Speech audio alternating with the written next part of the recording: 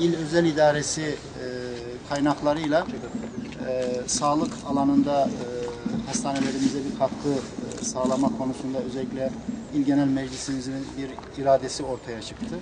Ve bunun en iyi, en faydalı nasıl olabileceği değerlendirildiğinde de özellikle sağlık müdürümüz ve hastanelerimizin ambulans alımına ihtiyaçları olduğu bildirilince İl Genel Meclisimiz de bu yönde bir karar aldı ve 2 adet ambulans satın alınarak hastaneye hibe edilmesine karar verildi.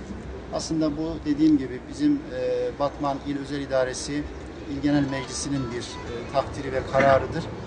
Aslında onlara teşekkür ediyoruz biz bu vesileyle.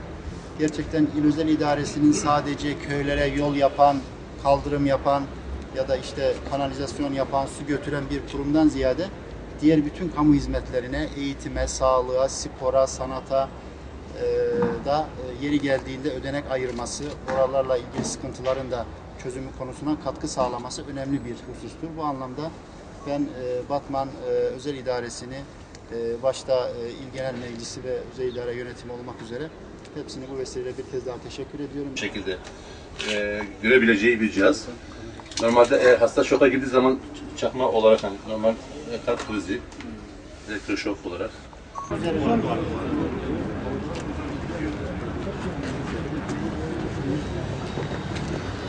Sana mı dedim?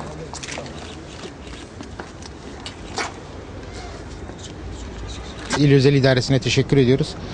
Ambulanslarımız, 2 tane ambulansımız vardı bölge hastanesinde. Bununla 4'e çıkmış oldu. Kaliteli sağlık hizmeti sunma açısından bize katkıları oldu. Çok teşekkür ediyoruz. İnşallah önümüzdeki dönemde bu katkıları bekliyoruz.